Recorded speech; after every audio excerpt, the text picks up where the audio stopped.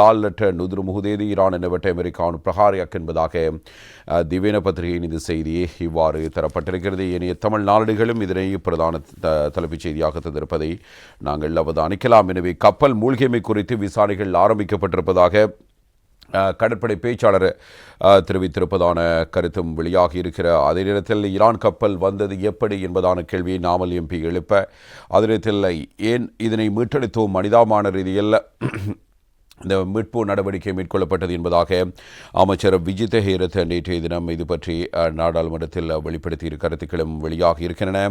இதனிடம் மத்திய கிழக்கில் தொடர்ந்தும் 5வது நாளாக கடும் மோதல்கள் இடம்பெற்று வருவதாகவும் ஈரானில் பலியாளர்களின் எண்ணிக்கை 1097 உயர்வடைந்திருப்பதான செய்திகள் ஒரு பக்கம் வர, அதே நேரத்தில் ஈரானுடைய ஆன்மீக தலைவர் உயிரிழந்த ஆயத்துல்லா கமேனிக்கு பிறகு அவருடைய மகன் இப்பொழுது அடுத்த உச்ச தலைவராக தேர்ந்தெடுக்கப்பட்டிருக்கிறார் என்பதான செய்தி. எனவே எத்தனை பேர் வந்தாலும் நாங்கள் போட்டுத் தள்ளுவோம் என்கிற நிலைப்பாட்டை இஸ்ரேல் மீண்டும் வெளிப்படுத்தி இருக்கிறது. இவைதான் இன்றைய தினம் நாளிடுகளில் தரப்பட்டிருக்கிற முக்கியமான தகவல்கள். இவை குறித்து நாங்கள் விரிவாக ஒரு செய்தியாக பார்க்கலாம். அந்த வகையில் ஈரானுடைய கப்பல் இலங்கை கடற்பரப்புக்குள் எப்படி வந்தது என்பதான ஒரு கேள்வி எழுகிறது. கிட்டத்தட்ட 4000-5000 மைல் தொலைவில் இருக்கிற ஈரானில் இருக்கிற கப்பல் ஒன்று. எனவே சர்வதேச கடற்பரப்பில் வைத்து இவ்வாறு தாக்கப்பட்டதாக அமெரிக்க தரப்பு கூறியிருந்தாலும் இந்த கப்பல் எப்படித்தான் இலங்கைக்கு வந்தது என்பதான கேள்வி பலர் மத்தியிலும் எழுந்திருக்கிறது.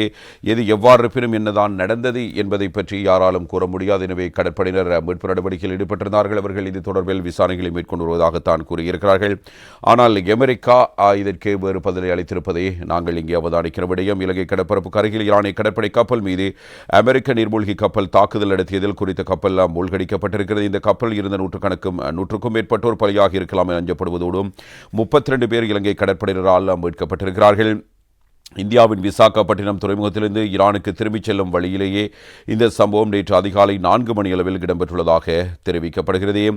இந்தியாவின் விசாகப்பட்டினத்திலிருந்து ஈரானுக்கு திரும்பிச் செல்லும் வழியில் இந்த சம்பவம் இடம்பெற்றிருக்கிறது. எனவே ஈரானிய கடற்படைக்கு சொந்தமான IRIS டெனா என்ற கப்பலை இவ்வாறு மூழ்கடிக்கப்பட்டுள்ளது. இந்த கப்பலை அமெரிக்க நீர்மூழ்கி கப்பல் தாக்கி மூழ்கடித்ததாக அமெரிக்க பாதுகாப்பு செயலர் பீட் ஹெக்ஸத் அறிவித்திருக்கிறார். இந்த சமுத்திரத்தில் ஈரானிய போர்க்கப்பல் ஒன்றை அமெரிக்க நீர்மூழ்கி மூழ்கடித்ததாக அவர் இவ்வாறு சுட்டிக்காட்டியிருக்கிறார். கப்பலின் பெயரை பீட் ஹெக்ஸத் குறிப்பிடவில்லை. ஆனால் சர்வதேச கடற்பரப்பில் தான் பாதுகாப்புக்காக உள்ளதாக கருதி ஈரானிய போர்க்கப்பல் ஒன்றை நாம் நீருக்கடியிலான ஏவுகணை தாக்குதலால் மூழ்கடித்தோம் என்பதே அமெரிக்காவினுடைய நிலைப்பாடாக இருக்கிறது. 2ஆம் உலக யுத்தத்தின் பின்னர் அமெரிக்க நீர்மூழ்கி ஒன்றினால் ஒரு எதிரியின் மீது இத்தகைய தாக்குதல் நடத்தப்பட்டதாக அமெரிக்க தரப்பு கூறியிருப்பதும் நாங்கள் இங்கே கவனிக்கத்தக்கதே.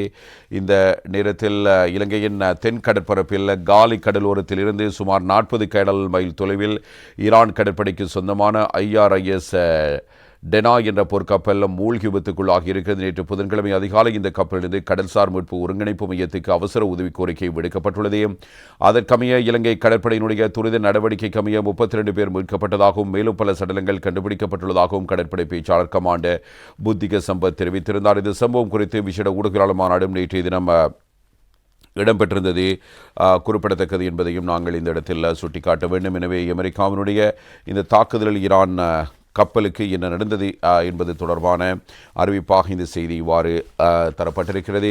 உண்மையில் இலங்கை அண்மித்த கடல் பகுதியில் இடம்பெற்றமைதான் இங்கே பல்வேறு கேள்விகளை எழுப்பியிருக்கிறது. எனவே இலங்கை அண்மித்த கடலில் மூழ்கிய ஈரானிய போர்க்கப்பலான IRIS டெனா நேற்று அதிகாலை இலங்கைக்கு அப்பாலான 30 மைல் கடல் தொலைவில் அமெரிக்க நீர்மூழ்கி கப்பல் ஒன்றினால் தாக்கப்பட்டு மூழ்கடிக்கப்பட்டதாக செய்திகள் வெளியாகி வருகின்றன. எனவே 32 பேர் காலி கராப்பிட்டிய வைத்தியசாலையில் சேர்க்கப்பட்டார்கள். அவர்கள் பலர் மோசமான உடல்நிலையில் இருப்பதாக சொல்லப்படுகிறது.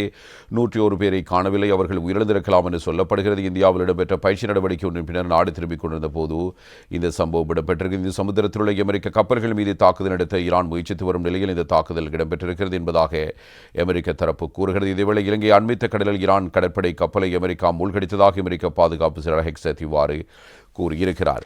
இதே நேரம் இலங்கை கடற்படையினர் நேற்றைய தினம் இது தொடர்பிலான செய்தியாளர் சந்திப்பினை நடத்தி கருத்துக்களை வெளிப்படுத்தியிருந்தார்கள். இலங்கை தென் கடற்பரப்புக்குள் மூழ்கிய கப்பல் ஈரானிய போர்க்கப்பல் ஒன்றும் இந்த கப்பலிலிருந்து 32 பேர் மீட்கப்பட்டுள்ள நிலையில் மேலும் சிலரின் சடலங்களும் கண்டுபிடிக்கப்பட்டுள்ளதாக கடற்படை ஊடக பேச்சாளர் கமாண்டர் புத்திக சம்பத் இவ்வாறு அறிவிக்கிறார். இவ்வாறு இந்த விபத்து இடம்பெற்றது என்பதை பின்னரே தொழில்நுட்ப வகையில் தேடி பார்க்க வேண்டும் என்பதோடு பல்வேறு விதங்களில் விபத்து இடம்பெற்றிருப்பதற்கான வாய்ப்புகள் இருக்கின்றன. மேலும் இந்த கப்பல் இலங்கை கடல் எல்லைக்கப்பால் விபத்துக்குள்ளாகியுள்ளதாகவும் மேலும் கப்பலில் எண்ணெய் கசிவை அவதானிக்கக்கூடியதாக உள்ளதாகவும் அவர் சுட்டிக்காட்டியிருக்கிறார். இதற்கிடையில் இது ஈரானிய போர்க்கப்பல் மீது நீர்மூழ்கி கப்பலால் தாக்குதல் மேற்கொள்ளப்பட்டுள்ளது என்று சர்வதேச ஊடகங்களால் வெளியிடப்பட்டுள்ள தகவலை முழுமையாக நிராகரிப்பதாகவும் அவர் இவ்வாறு கூறியிருக்கிற தகவலையும் நாம் பார்க்கக்கூடியதாக இருக்கிறது.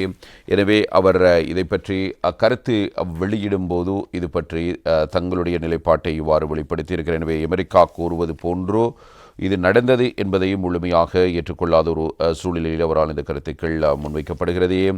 இது பற்றி அவர் மேலும் சில கருத்துக்களை வெளிப்படுத்தியிருக்கிறார். இலங்கை கடற்பரப்புக்கு அப்பால் விபத்துக்குள்ளான நிலையிலிருந்து ஈரானிய கப்பலிலிருந்து 32 பேர் பாதுகாப்பாக மீட்கப்பட்டிருக்கிறார்கள்.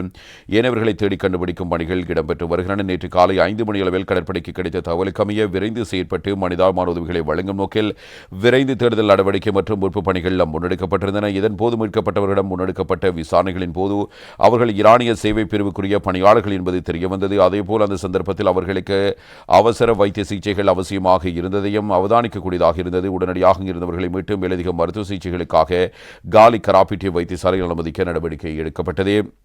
இந்த கப்பல் இருக்கும் கடற்பரப்பை அண்மித்த பகுதிகளில் தொடர் தேடுதல் பணிகள் இடம்பெற்றதுடன் உயிரிழந்தவர்கள் சிலரின் சடலங்களும் கண்டுபிடிக்கப்பட்டுள்ளன. இவை இந்த கப்பலில் சேவையாற்றியவர்களின் சடலங்களாக இருக்கலாம் என்று சந்தேகிக்கிறோம். தேடுதல் நடவடிக்கையின் போது சடலங்கள் கண்டுபிடிக்கப்பட்டுள்ளதால் காலநிலை, கடலின் நிலைவரம், காற்று, திசை ஆகியவற்றின் அடிப்படையில் இந்த சந்தேகம் எழுந்திருக்கிறது. உறுதிப்படுத்தல் அறிக்கைக்கு அமையவே சடலங்கள் தொடர்பான உறுதிப்படுத்தல்களை வெளியிட முடியும். இலங்கை கடற்பரப்புக்கு அப்பாலேயே இந்த கப்பல் விபத்துக்குள்ளாகியுள்ளது. இருந்தபோதும் இலங்கைக்குரிய தேடுதல் மீட்பு வலயத்துக்குள் கப்பலோ அல்லது விமானமோ விபத்துக்குள்ளானால் அதற்கான மனிதாபிமான உதவியை பெற்றுக் கொடுக்க நாங்கள் கடமைப்பட்டுள்ளோம். அதன் அடிப்படையிலேயே தொடர்ந்தும் செயற்பட்டு வருகிறோம். தொடர்ச்சியான தேடுதல் பணிகள் இடம்பெற்று வருகின்றன. இலங்கையின் தென்பகுதி மேற்கையும் கிழக்கையும் இணைக்கும் வகையில் வர்த்தக கப்பல் உள்ளிட்ட பல்வேறு வகையான கப்பல்கள் பயணிக்கும் மிகவும் பரபரப்பாக இருக்கும் கப்பல் பயண பாதையாகும். அதனால் இந்த பாதையில் எந்த ஒரு கப்பலும் பயணிப்பதற்கான வாய்ப்புகள் இருக்கின்றன. எனவே இந்த கப்பலும் அந்த பாதையில் பயணித்துக் கொண்டிருந்த கப்பலாகும். எங்கிருந்து எங்கு எந்த நோக்கத்துக்காக பயணித்தது என்பதை இனிமேல் தான் தேடி பார்க்க வேண்டும். முதலில் இந்த கப்பலில் உள்ளவர்களை மீட்க வேண்டியதே எங்களின் கடமை. இவ்வாறு விபத்துக்குள்ளாகியுள்ள இந்த கப்பல் போர்க்கப்பலாகும். இந்த கப்பலிலிருந்து எரிபொருள் கசிவையும் அவதானிக்கக்கூடியதாக இருந்தது. சம்பவ இடத்துக்கு சென்றபோது எரிபொருள் கசிவையும் உயிர்காக்கும் படுகையும் அவதானிக்கக்கூடியதாக இருந்தது. ஆபத்துக்குள்ளான தகவலே எங்களுக்கு முதலில் கிடைத்தது. எவ்வாறு இது விபத்து இடம்பெற்றது என்பதை பின்னரே தொழில்நுட்ப வகையில் தேடி பார்க்க வேண்டும். பல்வேறு விதத்தில் விபத்து இடம்பெற்றிருப்பதற்கான வாய்ப்புகள் இருக்கின்றன. இந்த ஈரானிய போர்க்கப்பல் மீது நீர்மூழ்கி கப்பலினால் தாக்குதல் மேற்கொள்ளப்பட்டுள்ளது என்ற சர்வதேச தகவலை முழுமையாக நிராகரிக்கிறோம். சிகிச்சை பெற்று வருவர்களிடம் தேவையான தகவல்களை பெற்றுக்கொள்கிறோம். மருத்துவர்களின் ஆலோசனைகளுக்கு அமைய அவர்களுடன் தொடர்ந்து இணைந்து செயலாற்ற எதிர்பார்த்திருக்கிறோம்.